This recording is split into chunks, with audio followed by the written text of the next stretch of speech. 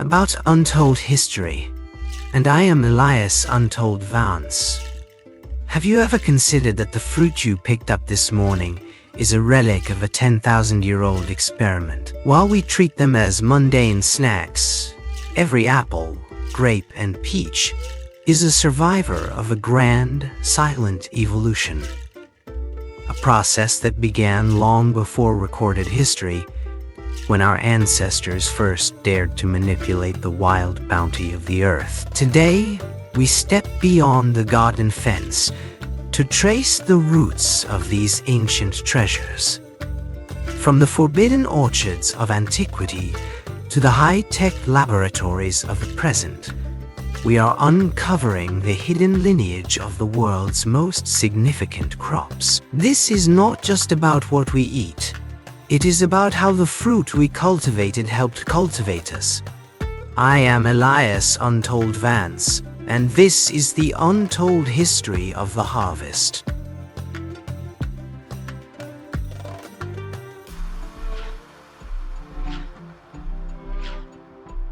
As we transition from the humble Neolithic garden to the expansive trade networks of the Bronze and Iron Ages, the story of fruit becomes a story of movement and cultural exchange. It is no longer just about survival. It is about status, luxury, and the cross-pollination of human knowledge. The ancient world was far more connected than we often assume, and fruit was a primary catalyst for this connectivity. As civilizations like those in Mesopotamia, Egypt, the Indus Valley, and the growing empires of the East began to flourish, they developed an insatiable appetite for the exotic. Fruits that were native to one specific region quickly became symbols of prestige in another, traveling across mountains, deserts, and seas through the nascent arteries of the Silk Road and maritime trade routes. Consider the pomegranate, a fruit that carries profound symbolic weight across almost every ancient culture. Originating in the mountains of modern-day Iran and northern India, the pomegranate became a central icon in Persian mythology, a symbol of fertility, death, and resurrection. Yet, by the time of the great Mediterranean empires, it had traveled thousands of miles to reach the tables of Egyptian pharaohs and Greek philosophers. This was not a passive diffusion. It was a calculated effort by elite traders and ruling classes who recognized the cultural and economic value of introducing new agricultural varieties into their own domains. The ability to grow a foreign fruit was a direct demonstration of power. It showed that a civilization could conquer nature itself and recreate a distant, exotic paradise within its own borders. This era also saw the rise of systematic horticultural techniques that would define farming for millennia. We see the emergence of sophisticated grafting, a technique that arguably changed the course of history. By grafting a superior fruit-bearing branch onto a hardy, disease-resistant rootstock, ancient horticulturists were able to clone specific, desirable traits. This meant that the taste, texture, and sugar content of a fruit could be standardized and preserved, regardless of the environmental variations of the soil it was planted in. This was the first true industrial step in the history of fruit. It moved us away from the lottery of sexual reproduction, where every seed results in a slightly different, often inferior plant, and into the realm of controlled, predictable production. The influence of these fruits on trade also led to the development of the first organized market systems. Fruit, particularly when dried, became a form of currency. Because it could be stored, transported, and traded with a relatively high value-to-weight ratio, it became an ideal commodity for merchant caravans. As these caravans moved from one city-state to another, they did not just transport dried figs, dates, or raisins. they transported the knowledge of how to grow them. This exchange of agritech, the techniques for soil preparation, irrigation timing, and pest management, was perhaps more valuable than the fruit itself. It fostered a shared language of agriculture that transcended linguistic and religious boundaries. As empires expanded, so too did the demand for specialized orchards. In the great city-states of Mesopotamia, such as Babylon, royal gardens were designed to showcase the botanical wealth of the empire. These gardens were precursors to the modern botanical garden, curated spaces that functioned as laboratories for plant acclimatization. Here, plants from the distant reaches of the empire were brought together, studied, and refined. The royal gardeners were the scientists of their day, obsessively documenting which varieties thrived in the heat and which required the shade of the date palms. This concentration of knowledge helped stabilize fruit production, making it less dependent on the vagaries of the weather and more dependent on the expertise of the human operator. We must also consider the impact of this movement on the genetic map of our modern world.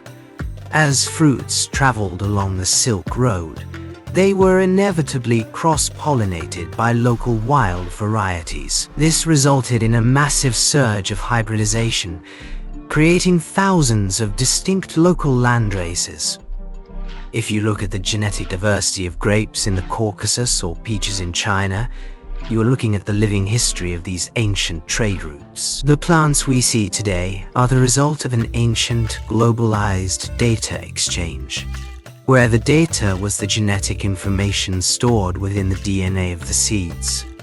This era of expansion brought with it a shift in the human perception of landscape. As orchards became a dominant feature of the cultivated landscape, they transformed the very aesthetic of the ancient world.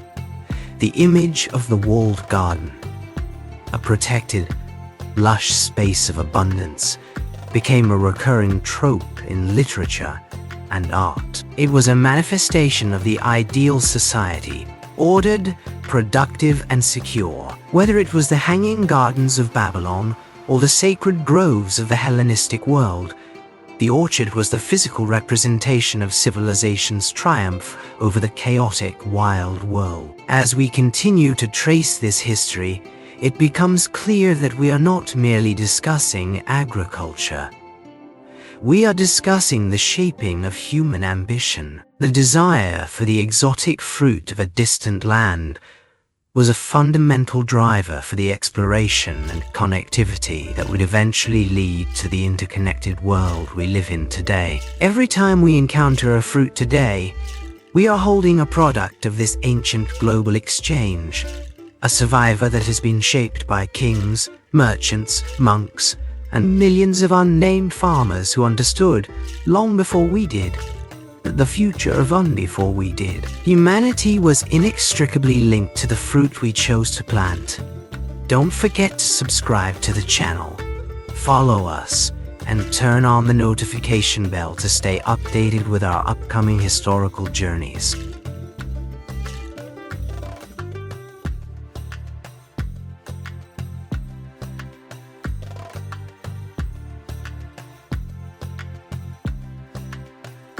As we transition from the humble Neolithic garden to the expansive trade networks of the Bronze and Iron Ages, the story of fruit becomes a story of movement and cultural exchange. It is no longer just about survival. It is about status, luxury, and the cross-pollination of human knowledge. The ancient world was far more connected than we often assume, and fruit was a primary catalyst for this connectivity. As civilizations like those in Mesopotamia, Egypt, the Indus Valley, and the growing empires of the East began to flourish, they developed an insatiable appetite for the exotic. Fruits that were native to one specific region quickly became symbols of prestige in another, traveling across mountains, deserts, and seas through the nascent arteries of the Silk Road and maritime trade routes. Consider the pomegranate, a fruit that carries profound symbolic weight across almost every ancient culture. Originating in the mountains of modern-day Iran and northern India, the pomegranate became a central icon in Persian mythology, a symbol of fertility, death, and resurrection. Yet, by the time of the great Mediterranean empires, it had traveled thousands of miles to reach the tables of Egyptian pharaohs and Greek philosophers. This was not a passive diffusion. It was a calculated effort by elite traders and ruling classes who recognized the cultural and economic value of introducing new agricultural varieties into their own domains. The ability to grow a foreign fruit was a direct demonstration of power. It showed that a civilization could conquer nature itself and recreate a distant, exotic paradise within its own borders. This era also saw the rise of systematic horticultural techniques that would define farming for millennia.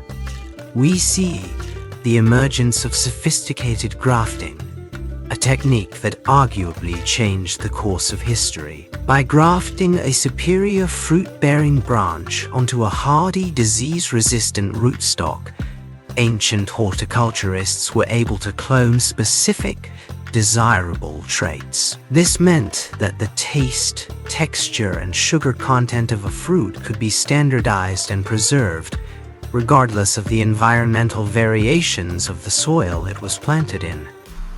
This was the first true industrial step in the history of fruit. It moved us away from the lottery of sexual reproduction, where every seed results in a slightly different, often inferior plant, and into the realm of controlled, predictable production. The influence of these fruits on trade also led to the development of the first organized market systems. Fruit, particularly when dried, became a form of currency because it could be stored, transported, and traded with a relatively high value-to-weight ratio. It became an ideal commodity for merchant caravans. As these caravans moved from one city-state to another, they did not just transport dried figs, dates, or raisins. They transported the knowledge of how to grow them. This exchange of agritech, the techniques for soil preparation, irrigation timing, and pest management, was perhaps more valuable than the fruit itself. It fostered a shared language of agriculture that transcended linguistic and religious boundaries. As empires expanded, so too did the demand for specialized orchards. In the great city-states of Mesopotamia, such as Babylon, royal gardens were designed to showcase the botanical wealth of the empire. These gardens were precursors to the modern botanical garden, curated spaces that functioned as laboratories for plant acclimatization. Here, plants from the distant reaches of the empire were brought together, studied, and refined. The royal gardeners were the scientists of their day, obsessively documenting which varieties thrived in the heat and which required the shade of the date palms. This concentration of knowledge helped to stabilize fruit production, making it less dependent on the vagaries of the weather and more dependent on the expertise of the human operator. We must also consider the impact of this movement on the genetic map of our modern world. As fruits traveled along the Silk Road, they were inevitably cross-pollinated by local wild varieties. This resulted in a massive surge of hybridization, creating thousands of distinct local landraces. If you look at the genetic diversity of grapes in the Caucasus or peaches in China, you are looking at the living history of these ancient trade routes. The plants we see today are the result of an ancient globalized data exchange, where the data was the genetic information stored within the DNA of the seeds. This era of expansion brought with it a shift in the human perception of landscape. As orchards became a dominant feature of the cultivated landscape, They transformed the very aesthetic of the ancient world.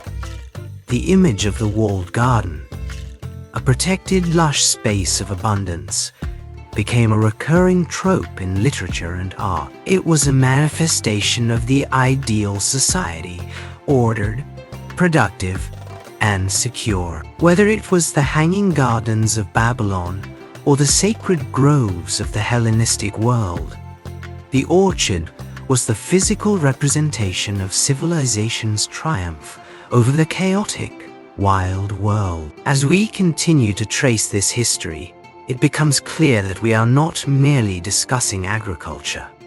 We are discussing the shaping of human ambition. The desire for the exotic fruit of a distant land was a fundamental driver for the exploration and connectivity that would eventually lead to the interconnected world we live in today. Every time we encounter a fruit today, we are holding a product of this ancient global exchange, a survivor that has been shaped by kings, merchants, monks, and millions of unnamed farmers who understood, long before we did, that the future of before we did. Humanity was inextricably linked to the fruit we chose to plant. Don't forget to subscribe to the channel, follow us, and turn on the notification bell to stay updated with our upcoming historical journeys.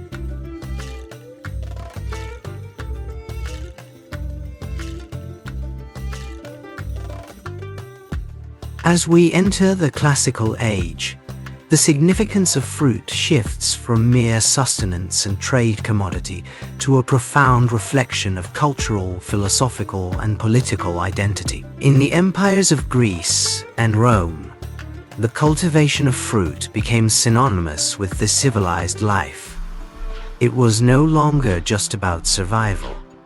It was about the expression of humanitas, the refinement of the human spirit. The ancient Greek philosophers, who often contemplated the mysteries of life in the quiet shade of orchards, began to view the fruit tree as a microcosm of the ordered universe. The cycle of the seasons, the flowering, the fruiting, and the dormancy mirrored the life of a citizen within the state, suggesting that cultivation was as much about refining the soul as it was about harvesting the crop. In the Roman world, the orchard reached a peak of systematic perfection.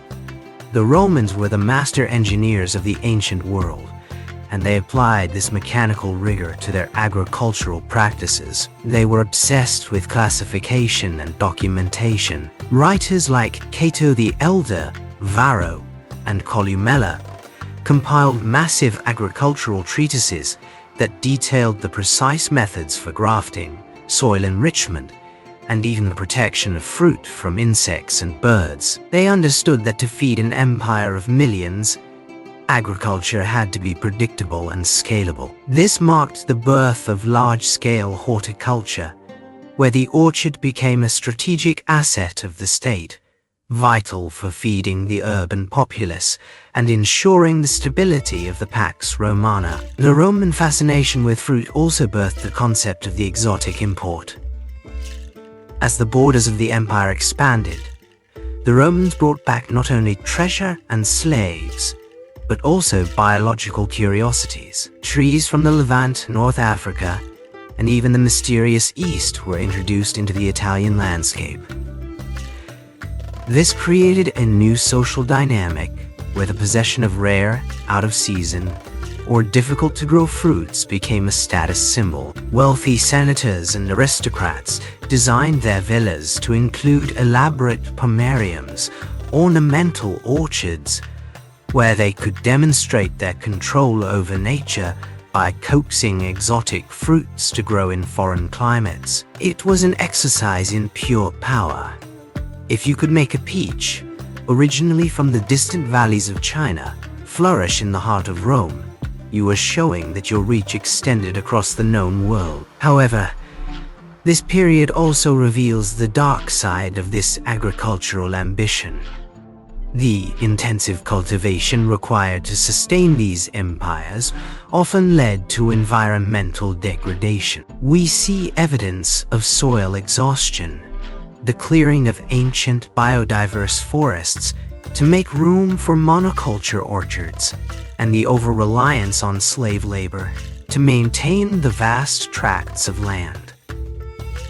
The paradise of the Roman garden was often built on the back of systemic exploitation.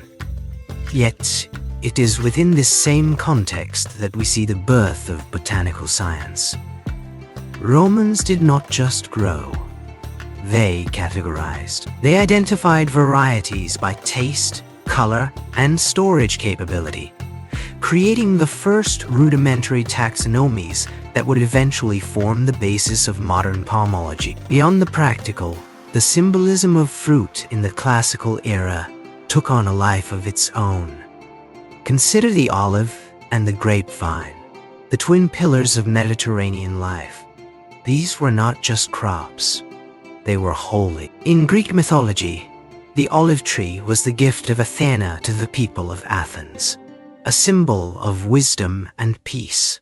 The vine was the domain of Dionysus, representing the wild, chaotic, and transformative power of nature. These myths were not just stories.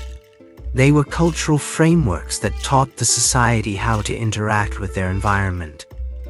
They encouraged respect for the land, acknowledging that while humans could shape the plant, they were ultimately at the mercy of the gods, or the forces of nature, for the harvest. This classical legacy also deeply influenced the later development of European agriculture. The Roman manuscripts on farming were preserved by monastic orders during the Middle Ages, effectively acting as a bridge between the classical world and the modern era. When the Renaissance came, it was these very texts that provided the blueprint for the revival of horticulture.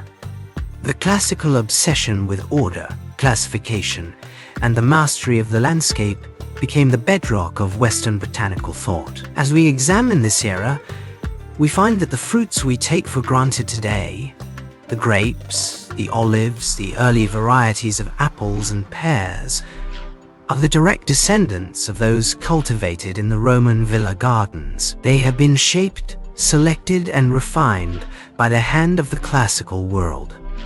Every variety that has survived to reach us is a testament to the sophisticated, if often brutal, agricultural systems developed by these ancient empires. They taught us how to look at a seed and see not just a plant, but a future, an empire, and a reflection of ourselves. Don't forget to subscribe to the channel, follow us, and turn on the notification bell to stay updated with our upcoming historical journeys.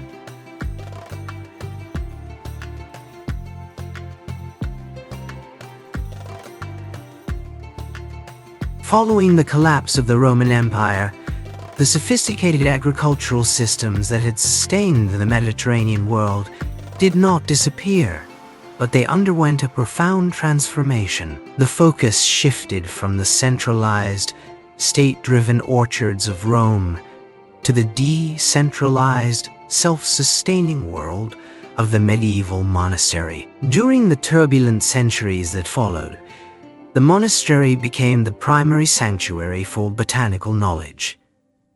Behind the high, protective walls of these religious communities, monks acted as the librarians of the natural world. They meticulously copied the agricultural texts of Cato and Columella, ensuring that the techniques of grafting, pruning, and soil management survived the chaotic upheavals of the early Middle Ages. The monastery garden was a marvel of medieval engineering and pragmatism. It was designed to be a complete, self-contained ecosystem, a cloister of life where the spiritual and the practical were inextricably linked. These gardens were divided into functional sections: the herbularius for medicinal herbs, the hortus for vegetables, and the pomarium for orchard trees. The monks viewed the cultivation of fruit not just as a means to feed the brothers and the surrounding poor, but as a form of meditative prayer. Every act, From the careful layering of the soil to the slow, patient grafting of a new variety, was seen as a way to participate in the divine order of creation. It was during this period that fruit began to take on a deeper symbolic meaning in the iconography of the church. The apple, often depicted in the hands of religious figures, became a complex symbol representing both the fall of man and the promise of redemption through the fruit of the Spirit. This religious association influenced which varieties were prioritized. Fruits like the apple, pear, and plum were not only chosen for their hardiness and ability to be preserved through drying, fermentation, or the creation of fruit-based wines and ciders, but also for their ability to serve as metaphors in sermons and dandas, theological teachings. The diversity of the monastery orchard was a testament to the diverse gifts of the Creator. Despite the relative isolation of the monasteries, the medieval period saw a significant expansion in the variety of fruits available in Northern Europe. As the climate underwent the medieval warm period, monks and local lords alike experimented with varieties that had previously been limited to the warmer southern climes. This led to the emergence of regional landraces, local varieties specifically adapted to the shorter growing seasons and cooler soils of the north.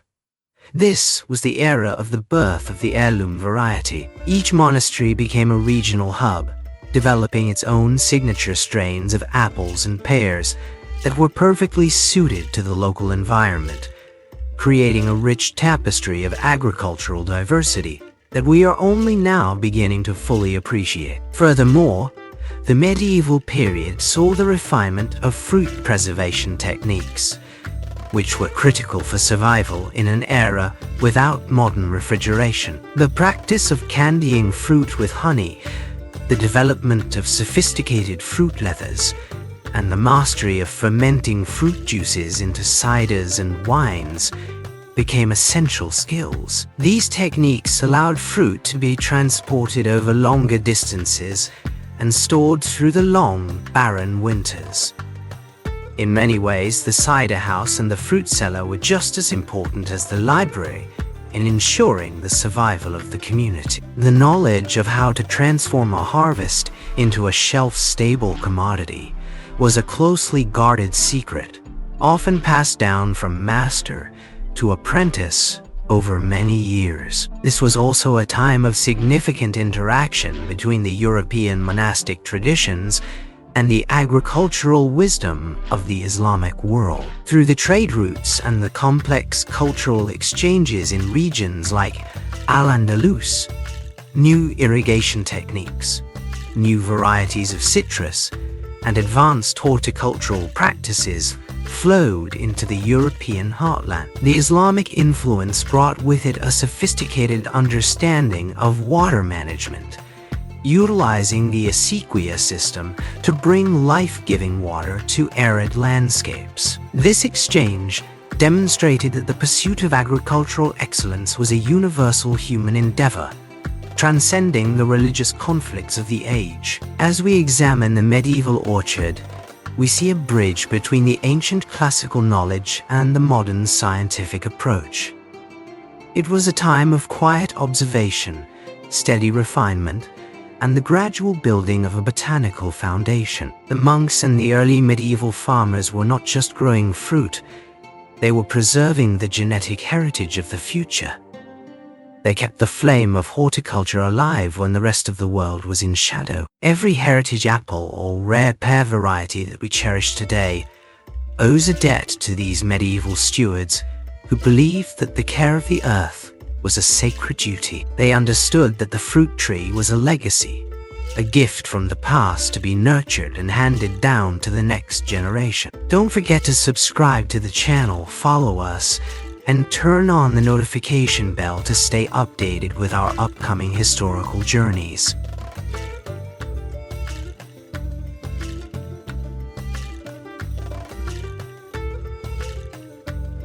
The 15th century marked a violent and transformative pivot point in the history of fruit, signaling the end of regional agricultural isolation and the beginning of a truly globalized botanical landscape. As the age of discovery pushed explorers across uncharted oceans, they were not just seeking gold, spices, and new trade routes.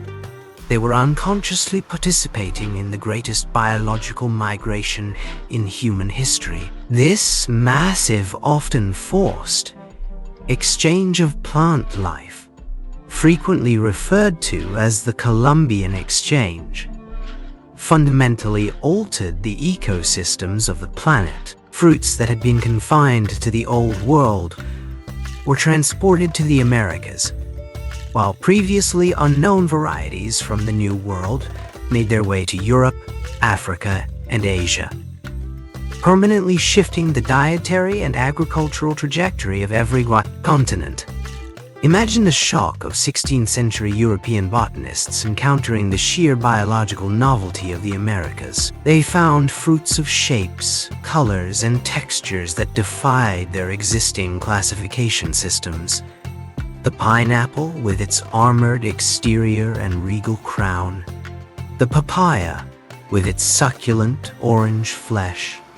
And the vast, diverse world of wild berries and tropical fruits.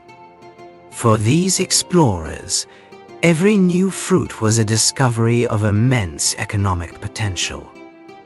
The search for the perfect crop became a key driver of colonial expansion. European powers realized that by transplanting these high-value fruits to their tropical colonies, they could create entirely new industries, effectively turning vast swathes of conquered land into massive, monocrop plantations designed to feed the insatiable markets of the homeland.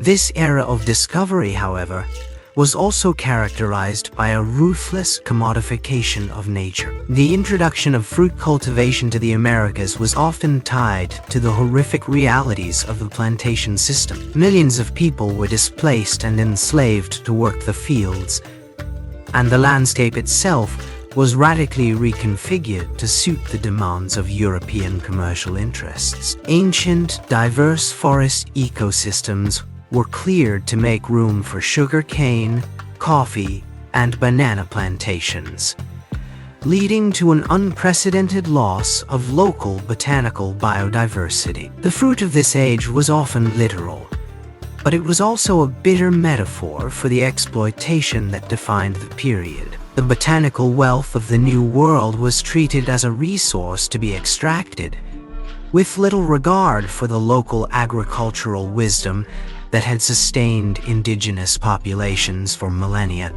Yet, amidst the devastation, a complex, unintentional hybridization was taking place. As sailors, merchants, and colonists traveled, they carried seeds in their pockets, in the holds of ships, and in the very fabric of their lives. These seeds escaped into the wild, cross-pollinated with local varieties, and adapted to new environments. This led to a surge in genetic diversity, as plants were forced to adapt to different soil types, climates, and elevations. The modern orange, for example, is the product of centuries of movement and mixing. Its ancestors trace back to Southeast Asia, were refined by Islamic and Mediterranean civilizations, and were ultimately transformed by the global trade networks of the modern era. The introduction of new fruits also brought about a revolution in cuisine and social ritual. Fruits that were once the privilege of the nobility, or entirely unknown, gradually permeated all levels of society. The pineapple, in particular, became the ultimate symbol of hospitality and wealth in 18th century Europe. Because they were so difficult to grow in northern climates and expensive to import, they were often rented for display at parties rather than eaten, serving as a status symbol of the highest order. This obsession with the exotic helped to foster the development of early greenhouse technology, as the wealthy sought to recreate the tropical environments necessary to keep these exotic treasures alive in cold climates. This global exchange forced a complete rewrite of the botanical map. It challenged the static, localized view of agriculture that had persisted since the Neolithic era. We began to understand that nature was dynamic, that plants could travel, adapt, and transform. It was the birth of comparative botany. As scientists began to catalog and study these new arrivals, attempting to understand their origins, their medicinal properties, and their agricultural requirements. This was the nascent stage of the systematic science of botany, moving from the medicinal herb gardens of the medieval period to the systematic observational science of the Enlightenment. As we look back at this transformative period, we recognize the inherent duality of the legacy it left behind. We inherited a world of incredible fruit diversity, a cornucopia of flavors and varieties that were once geographically separated. But we also inherited the consequences of a system built on extraction, displacement, and environmental homogenization. The story of fruit is not just a story of cultivation. It is a story of global history, human ambition, and the interconnectedness of all life. Every fruit we eat today carries the DNA of this turbulent, expansive era, a silent witness to the voyages that linked the corners of the earth and forever changed our relationship with the land. Don't forget to subscribe to the channel, follow us, and turn on the notification bell to stay updated with our upcoming historical journeys. By the dawn of the 19th century, the history of fruit underwent a radical shift, moving from the artisan traditions of the past toward the cold, calculating efficiency of the Industrial Revolution. This was the era when the orchard was reimagined as a factory, and the fruit itself was treated as a product to be engineered, standardized, and distributed at an unprecedented scale. As steam power revolutionized transportation, with railways and steamships slashing the time it took to move goods, the geographical limitations that had defined fruit consumption for 10,000 years suddenly vanished. Fresh fruit, once a seasonal luxury tied to a specific location, began to move across continents in a matter of days, creating a global market that demanded uniformity. The industrial mindset sought to eliminate the chaoses of nature. Traditional orchards, which boasted a chaotic, beautiful diversity of landraces, were increasingly replaced by monoculture plantations dedicated to a single, high-yielding variety. The goal was no longer the taste or the cultural significance of the fruit, but its resilience during transport, its appearance on a shelf, and its shelf life.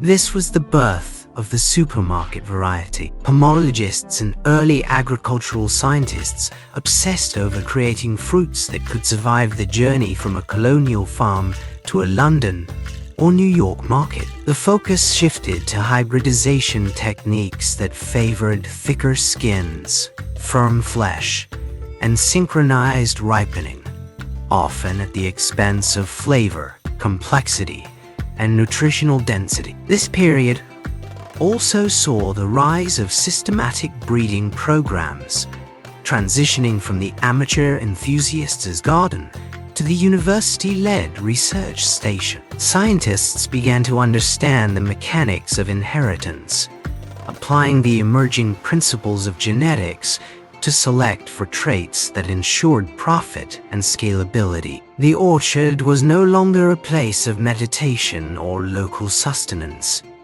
It was a site of technical optimization.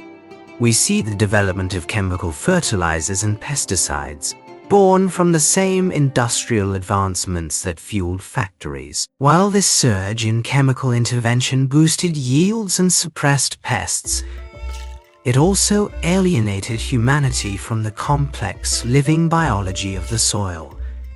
The land became an input, and the tree became a machine. In this race for standardization, thousands of heirloom varieties, the fruits that had been carefully cultivated and preserved by farmers and monks for centuries, were discarded as inefficient or unsuitable for long-distance transport. They were, in the eyes of the industrial market, inferior. This resulted in a massive, irreversible loss of genetic biodiversity. We were trading a world of thousands of distinct, regionally adapted flavors for a narrow corridor of standardized, reliable options. This narrowing of the gene pool created a paradox. While we had more access to fruit than ever before, we had less variety. The fruit became predictable, but it also became increasingly fragile, as these standardized varieties were often genetically identical, making them highly susceptible to pests and diseases that could sweep through entire regions with devastating effect. Yet, this period of industrialization was also a time of scientific wonder. The democratization of horticultural knowledge was profound. Through mail-order catalogs, agricultural exhibitions, and the spread of affordable seed packets, the average person could engage with gardening in ways that were previously impossible. The Victorian era saw a craze for fruit growing, with hobbyists attempting to breed new varieties in their own backyards. It was a time when the gap between the scientist and the amateur gardener was smaller than it would ever be again. People were fascinated by the power of hybridization. They were witnessing, in real time, the ability of humanity to rewrite the biological code of the plants that sustain them. As we examine this era, we must confront the cost of our obsession with efficiency. The industrialization of the orchard was a triumph of human engineering, but it was also the beginning of our departure from the natural cycles that had governed our ancestors. We mastered the logistical challenge of feeding a rapidly growing, urbanized population, but in doing so, we created a system that is fundamentally disconnected from the ecological realities of the earth. The factory orchard is a marvel of human ingenuity, but it is a fragile one, dependent on constant inputs, energy-intensive logistics, and a monoculture that lacks the resilience of a truly diverse ecosystem. We are still living in the shadow of this industrial shift.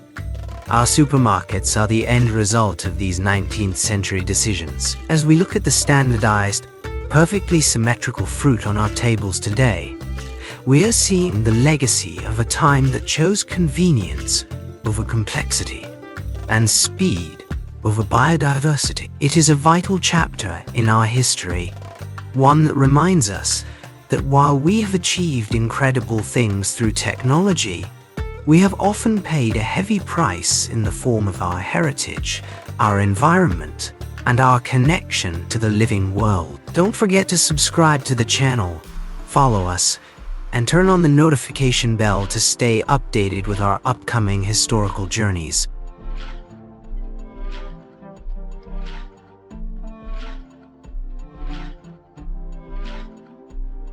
As we arrive at the threshold of the 21st century and beyond, the history of fruit has entered its most complex and contentious phase yet, the era of the genomic revolution. We have moved beyond simple selective breeding and into the realm of molecular biology, where the very code of life is now an editable medium. This new frontier holds the promise of solving the ecological crisis created by the industrialization of the past 2 centuries.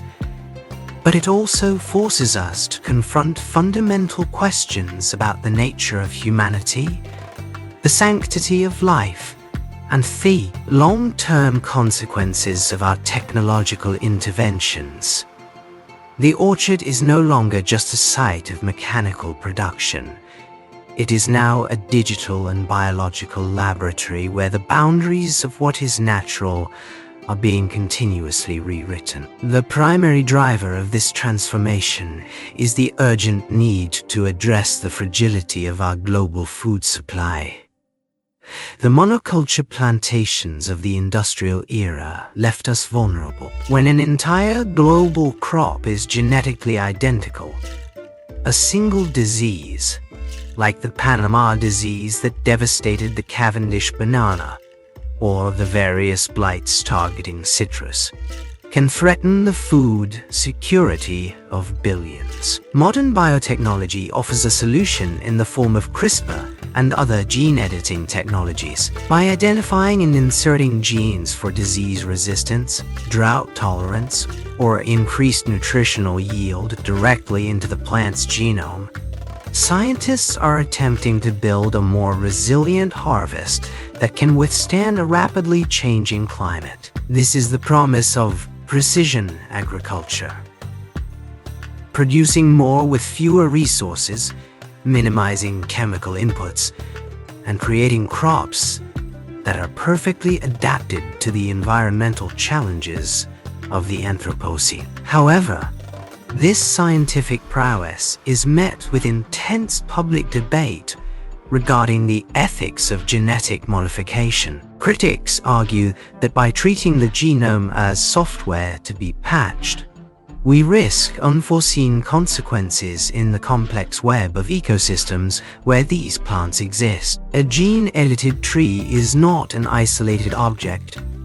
It interacts with pollinators, soil microbes, and local wildlife, potentially triggering cascades of change that we cannot fully predict or control. Furthermore, the concentration of this technology in the hands of a few global corporations raises questions about who owns the seeds of the future. The patenting of genetic sequences effectively turns the biological inheritance of humanity into proprietary property, threatening the sovereignty of local farmers and the preservation of traditional agricultural knowledge. Simultaneously, a powerful countermovement has emerged, advocating for the resurgence of biodiversity and the restoration of heritage agriculture.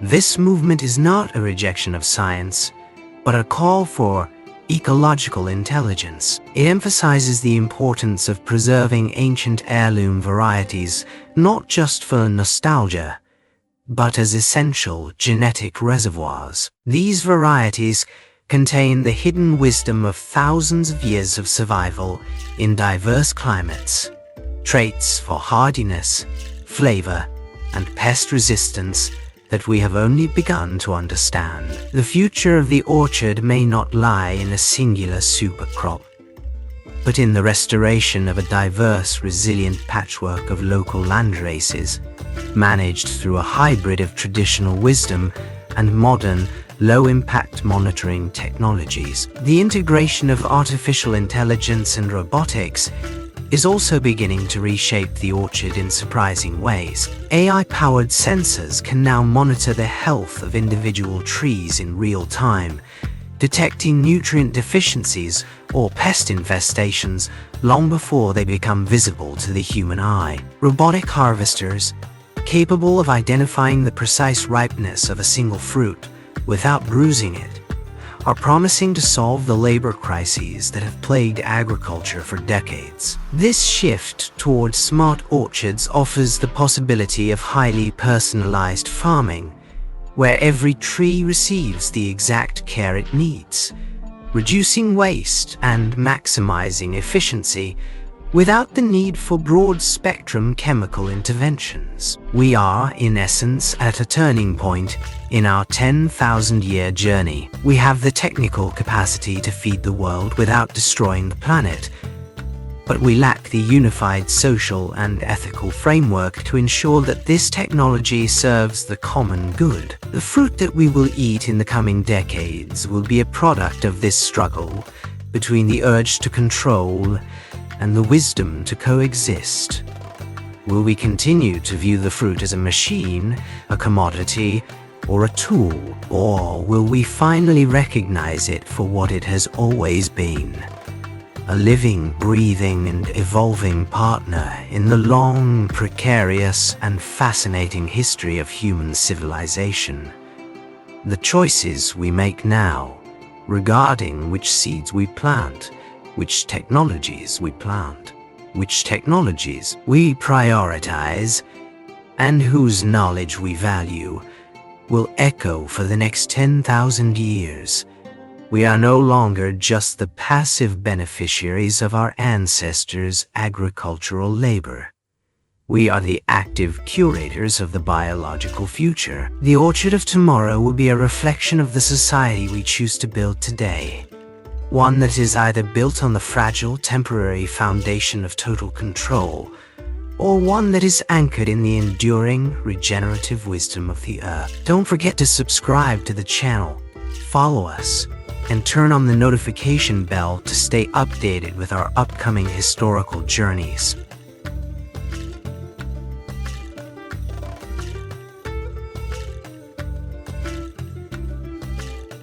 As we conclude this 10,000-year journey, we are forced to look at the fruit in our hands, not as an object, but as a mirror.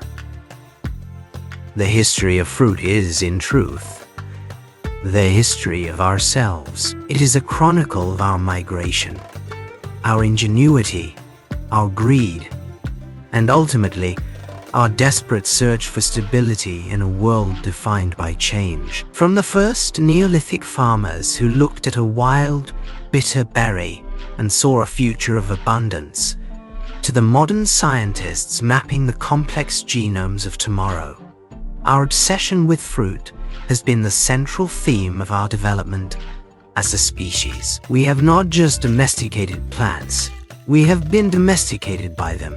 We built our lives around the harvest, our societies around the irrigation of the orchard, and our philosophies around the symbolism of the tree. The orchard has always been our most honest record. It tracks the movement of our civilizations, the rise and fall of our empires, and the long-term impact of our environmental stewardship. When we look at the diversity of the fruits we have inherited, we are looking at a living archive of human exploration. Every variety, every mutation, every crossbred strain is a silent testament to a human being who once stood in a field, looked at a tree, and decided that it was worth protecting, cultivating, and passing on. This is the eternal harvest, the continuous, unbroken chain of care that has allowed us to thrive from the banks of the Euphrates to the furthest reaches of the modern globe. However, as we have seen, this bond has become strained. We have reached a point in our history where our desire to control the harvest has begun to outpace our capacity to maintain the ecological systems that make the harvest possible. The industrialization of nature, while successful in the short term, has created a brittle foundation. We have forgotten that fruit is not merely a product of human engineering, but a collaborative achievement between ourselves and the living earth. We have been so focused on the quantity of our yield that we have lost sight of the quality of our connection to the environment. The challenge of the future is not to create a perfect fruit, but to restore the conditions that allow for a resilient, diverse, and healthy relationship with the natural world. We must also recognize that our role in this story is temporary. We are the current stewards of a biological legacy that predates us by millions of years, and if we are wise, will outlast us for millions more. The choices we make regarding the preservation of genetic diversity, the use of biotechnology, and the ethics of our agricultural systems will determine whether the next chapter of this history is one of renewal or one of collapse. We are the generation that holds the most power over the future of the orchard, but we are also the generation with the most to lose. The untold history of fruit is ultimately a reminder of our responsibility to the land, to the generations that came before us, and to those that will inherit the fruits of our labor. Perhaps the true lesson of this 10,000-year journey is that we are not the masters of the orchard, but its participants. The fruit tree, with its deep roots and long cycles, is a teacher of patience. It reminds us that the most significant transformations take time, that growth requires nourishment, and that true sustainability is a cyclical process, not a linear one. In a world that is increasingly obsessed with the immediate, the fast, and the disposable, the orchard stands as a stubborn, beautiful reminder of the value of the long term. It invites us to stop, to observe, and to consider the profound, quiet intelligence of the life that sustains us. As we move forward, let us choose a path that honors this deep connection. Let us look for ways to integrate our technology with the wisdom of the past, seeking a future where the orchard is once again a place of abundance, biodiversity, and meaning. The story of fruit is far from over. It is written in every seed we plant, every variety we protect, and every choice we make to value the heritage of our earth. The next 10,000 years are waiting to be planted. Whether we create a garden that thrives or a desert that remains, the decision is ours. We are the architects of the eternal harvest, and the future is waiting for us to begin the next chapter of our journey. Don't forget to subscribe to the channel, follow us, and turn on the notification bell to stay updated with our upcoming historical journeys.